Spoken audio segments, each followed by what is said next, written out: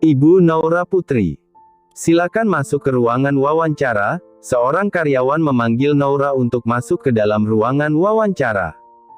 Dengan langkah tegap, Naura langsung masuk ke dalam ruangan wawancara. Wanita itu melangkah dengan penuh percaya diri. Silakan duduk. Saya Bagas Permana, Sekretaris CEO. Karena CEO sedang ada urusan keluarga yang mendesak, jadi saya yang diutus untuk mewawancarai peserta yang melamar untuk mengisi posisi manajer pemasaran di perusahaan ini. Bagas memberi penjelasan singkat pada Naura. Naura yang mendengar itu langsung mengangguk mengerti. Raymond memang ingin langsung turun untuk menyeleksi peserta yang melamar untuk posisi manajer pemasaran. Menurutnya, posisi manajer sangat penting, jadi harus diisi oleh orang yang layak berdasarkan kriterianya. Tetapi karena Raymond mendapat telepon dari ibunya untuk ikut pertemuan keluarga kali ini, dia menyerahkan tugas ini kepada sang sekretarisnya. Ia menyerahkan tanggung jawab itu pada Bagas. Berdasarkan CV yang Anda kirim, Anda cukup memiliki pengalaman yang bagus di bidang ini, ucap Bagas. Apa motivasi Anda melamar di perusahaan ini? Bagas bertanya kepada Naura. Tentu saja karena perusahaan ini merupakan salah satu perusahaan terbesar di Indonesia, dan saya memiliki kemampuan untuk mengisi posisi yang ditawarkan. Dan saya yakin bisa meningkatkan keuntungan untuk perusahaan ini jika saya bergabung, jawab Naura dengan mantap dan penuh percaya diri. Saya suka orang yang optimis. Bagas tersenyum kepada Naura. Rasa optimis Naura patut diacungkan jempol. Sesi wawancara terus berlanjut. Bagas mengajukan beberapa pertanyaan kepada Naura, dan Naura selalu memberikan jawaban memuaskan yang diinginkan Bagas. Sampai akhir sesi wawancara berakhir, Naura memiliki nilai lebih di mata Bagas. Baiklah, Ibu Naura. Saya rasa sesi wawancara ini sudah cukup. Bagas mengakhiri wawancaranya. Terima kasih, Pak, atas waktunya. Dan saya tunggu kabar baiknya. Naura berdiri dan bersalaman dengan Bagas sebagai akhir sesi wawancara. Rasa deg-degan di jantung Naura belum juga hilang. Ia terus berharap mendapat kabar baik dari hasil wawancara tadi. Harapannya terlalu besar untuk diterima di sana. Semoga jawaban yang aku berikan di setiap pertanyaan bisa meyakinkan perusahaan itu untuk merekrutku, ujar Naura dalam hati. Setelah wawancara selesai, Naura langsung mencari restoran untuk makan siang. Perutnya sudah meronta minta diisi. Wanita itu mencari restoran terdekat yang bisa ditemukan di dekat perusahaan tadi. Karena di sana adalah kawasan elit, tentu saja restoran yang ada di sekitar itu sangat mahal. Ia tidak akan mampu makan di restoran mahal di sekitar kantor itu. Saat menatap sekeliling, bersyukurnya Naura karena masih ada restoran kecil untuk orang-orang seperti dirinya, restoran yang sesuai dengan kantongnya. Langsung saja ia melangkahkan kakinya menuju restoran kecil yang ingin ia tuju. Tapi tiba-tiba langkah kakinya terhenti menyaksikan seorang ibu menangis minta maaf kepada seorang pemuda. Sontak, pemandangan itu membuatnya tertarik untuk mengetahui apa yang tengah terjadi. Setelah ia amati, ternyata ibu itu menangis dimarahi oleh pemuda yang bajunya tertumpah oleh minuman yang dibawa si ibu. Pemuda itu terus saja memarahi si ibu sampai melayangkan tamparan ke arah si ibu tanpa rasa belas kasihan sedikit pun. Berhenti. Naura spontan saja berteriak menghentikan aksi sang pemuda dan langsung menghampiri si ibu. Jiwanya tak bisa terima melihat seorang ibu disakiti. Hal itu langsung mengingatkannya pada sang ibu. Siapa kau? Berani-beraninya ikut campur urusanku. Pemuda itu melotot ke arah Naura. Ia tak terima dihentikan oleh Naura. Apa kau tidak punya hati, ha? Ibu ini tidak sengaja menumpahkan minuman itu dan dia sudah minta maaf padamu. Seharusnya kau sebagai seorang yang lebih muda bisa berlapang dada. Bagaimana jika ibumu diperlakukan hal yang sama oleh orang lain, ha? Naura menumpahkan kekesalan pada pemuda itu. Sikap pemuda itu sungguh memalukan. Beraninya kau ikut campur urusanku. Bukannya merasa bersalah, pemuda itu malah tambah geram mendengar kata-kata Naura dan bersiap akan memukul Naura juga. Pukul saja aku, kalau kau tidak malu melawan seorang wanita. Naura berteriak dan melangkah berani ke arah pemuda itu.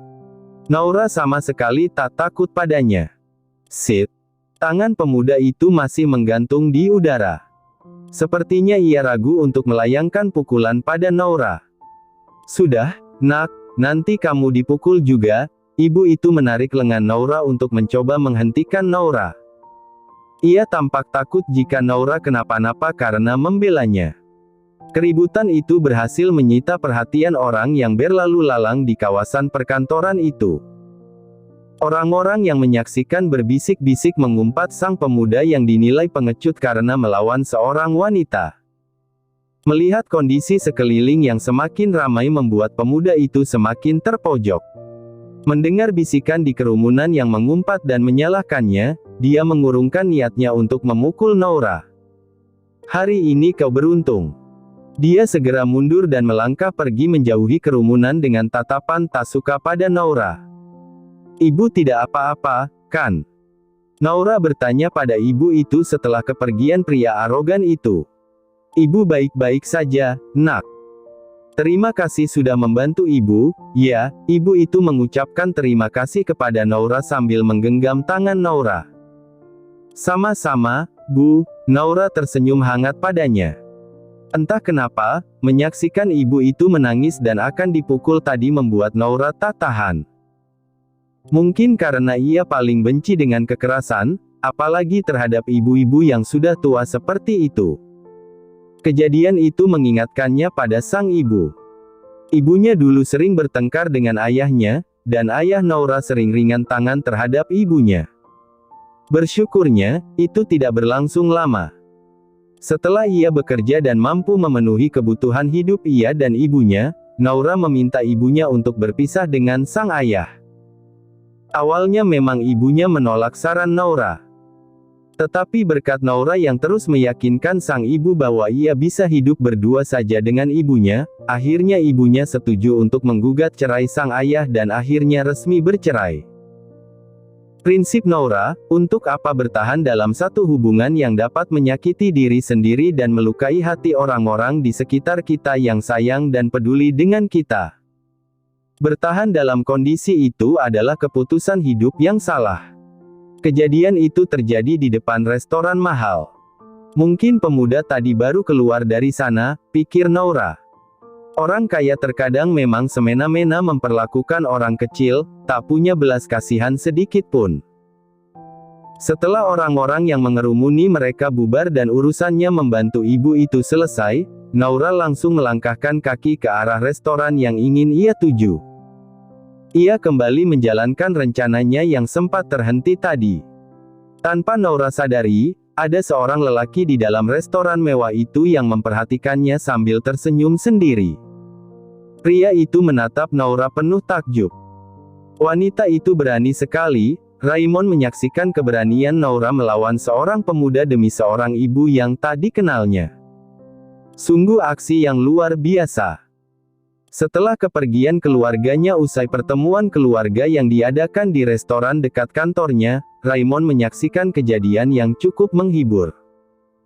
Seorang wanita cantik, ya, Raimon mengatakan wanita itu cantik dengan pakaian sederhana tapi terlihat elegan dan mewah di tubuhnya. Kulitnya yang putih, rambut panjang sedikit bergelombang. Sambil menyeruput minumannya, Raimon menyaksikan bagaimana wanita itu mengatasi pemuda yang memarahi ibu-ibu itu. Ia tersenyum ketika wanita itu berhasil membuat pemuda arogan itu mundur dan berlalu pergi dengan aksi beraninya. Sungguh wanita yang berani, gumam Raimon. Raimon terus memperhatikan wanita itu hingga ia menghilang masuk ke dalam restoran kecil. Seketika itu juga, senyum Raimon hilang saat teringat dengan hasil pertemuan keluarga tadi. Mom dan dedinya memaksa untuk berhenti bermain-main dengan wanita dan meminta agar ia mulai serius memikirkan masa depan. Mengingat umur pria itu lebih dari cukup untuk berumah tangga. Tentu saja Raymond tak bisa. Baginya, memiliki hubungan serius dengan wanita merupakan hal yang tak mungkin. Ia masih ingin hidup bebas, tidak terikat dalam satu hubungan yang membosankan dengan seorang wanita. Baginya, wanita hanyalah mainan yang bisa dibeli perasaannya dengan uang. Wanita seperti itu sama sekali tak pantas untuknya. Tiba-tiba handphone Raymond berdering. Panggilan itu dari Antares, salah satu sahabat Raymond. Keduanya bertemu dan berteman saat kuliah di La. Tak menunggu lama, panggilan itu langsung saja ia angkat tanpa pikir panjang. "Halo, ada apa?" tanya Raymond langsung to the point. "Kau tak pernah berubah ya, ketus sekali," ujar Ares sambil mengomel. "Nggak perlu basa-basi, waktu berhargaku bisa hilang sia-sia mendengar ocehanmu itu. Katakan saja ada apa?" tanya Raymond lagi. "Kita kan sudah lama gak kumpul, yang lain ngajakin kumpul di klub biasa. Lo bisa bergabung, kan?" tanya Ares lagi. "Kapan?" "Besok malam." "Bisa, kan?" Yang lain nanyain lo terus, ujar Ares lagi. "Lihat besok. Kalau gak sibuk, gue datang," jawab Raymond. "Sebaiknya lo datang. Kita bersenang-senang. Banyak yang baru dan itu tipe lo banget." Ares mulai mengiming-imingi sang sahabat agar mau datang. "Ya sudah," jawab Raymond singkat. Telepon pun berakhir dengan kesepakatan Raymond akan ikut kumpul dan bergabung dengan yang lain. Raymond setuju karena sudah lama juga ia tidak kumpul bersama yang lain. Terakhir 3 minggu yang lalu, sepertinya ia juga butuh refreshing, sekalian mencari wanita baru pengganti Eve, pikirnya. Setelah telepon berakhir, Raymond segera keluar dari restoran dan menuju mobilnya yang terparkir di parkiran restoran. Pria itu langsung tancap gas untuk kembali lagi ke kantor mengingat masih ada pekerjaan yang harus ia selesaikan. Hari ini adalah hari pengumuman hasil wawancara kemarin. Noura harap-harap cemas menunggu telepon dari perusahaan yang ia lamar. Wanita itu terus berharap mendapatkan kabar baik. "Bagaimana hasil wawancaramu, nak? Apa sudah ada kabar?" sang ibu bertanya sambil menyendokkan nasi goreng ke piring Noura. "Belum ada kabar, Bu. Kepastiannya hari ini, Bu." Kalau Noura dapat telepon, berarti diterima. Kalau tidak ada kabar apa-apa, berarti belum rezeki Noura, Bu, jawab Noura menjelaskan pada ibunya. "Ibu selalu mendoakan yang terbaik untukmu. Makan yang banyak, ya, sayang," ujar sang ibu sambil tersenyum pada sang anak. "Terima kasih, Bu, semoga saja Noura dapat hasil terbaik," jawab Noura sambil kembali tersenyum. Noura berharap bisa mendapatkan kabar baik. Besar harapannya dapat diterima di perusahaan itu. Sudah mimpinya dari dulu dapat bekerja di perusahaan terbesar di Indonesia itu. Apalagi saat ini Noura memang sangat membutuhkan pekerjaan itu, agar bisa memenuhi kebutuhan ia dan juga ibunya. Maklum, ia adalah tulang punggung keluarga. Sudah 2 minggu sejak Noura berhenti bekerja dari perusahaannya yang lama. Noura memilih berhenti karena merasa akan sulit mengembangkan kariernya di sana. 2 tahun bekerja di sana membuat Noura mengerti. Naik jabatan di sana berdasarkan link orang dalam, tidak berdasarkan kinerja pegawai. Hal itu terbukti ketika teman kerja Noura dipromosikan, sedangkan penjualannya jauh lebih besar dari Noura. Hanya karena temannya itu keponakan dari pemilik perusahaan, jadilah dia dapat promosi naik jabatan. Setelah berhenti kerja, Noura langsung mencari lowongan kerja untuk melamar. Bersyukurnya, Noura masih punya tabungan untuk kehidupan dia dan ibunya. Tetapi sekarang tabungan itu sudah mulai menipis. Ia harus mendapatkan pekerjaan dalam waktu dekat ini. Wanita itu takut, sisa uang yang ia punya tak bisa bertahan lebih lama lagi. Derut, handphone Noura berdering. Ada nomor yang tak dikenal meneleponnya. Langsung saja Noura mengangkat panggilan itu. Halo, dengan Ibu Naura Putri? Tanya orang di seberang telepon. Iya, Bu, saya Naura Putri. Ada yang bisa saya bantu? Jawab Naura dengan sopan. Begini, Ibu. Kami ingin menyampaikan bahwa Ibu diterima di perusahaan kami. Dan besok, Ibu sudah boleh langsung bekerja, ujar wanita di seberang telepon itu. Alhamdulillah, baik, Bu. Terima kasih atas informasinya. Naura sangat bahagia mendengar kabar baik itu. Ia tak menyangka bisa diterima di perusahaan besar itu. Mendengar kabar bahagia itu membuat Naura sangat senang bukan main. Dia berlari memeluk ibunya dan memberi tahu kabar gembira itu. Kabar itu disambut dengan penuh rasa syukur oleh Ibu Naura. Selamat ya, Nak, Ibu bangga padamu. Putri Ibu memang hebat, ujar sang ibu sambil memeluk Naura. Ini juga berkat doa Ibu, ucap Naura membalas pelukan sang ibu. Keduanya tampak begitu bahagia, saling berpelukan penuh sukacita. Ibu tinggal ke belakang dulu, ya, ujar sang ibu setelah pelukan keduanya terurai. Iya, Bu, jawab Naura sambil menganggukkan kepalanya. Aku harus memberitahu Kayla kabar baik ini. Sepeninggal ibunya, Naura langsung menghubungi sahabatnya. Halo, Ra, ada apa? Suara Kayla terdengar di seberang telepon. Aku ada kabar bahagia, ucap Naura. Kabar bahagia apa, Naura? Campur, coba aku tebak, pasti kamu diterima di PT Wijaya itu, kan?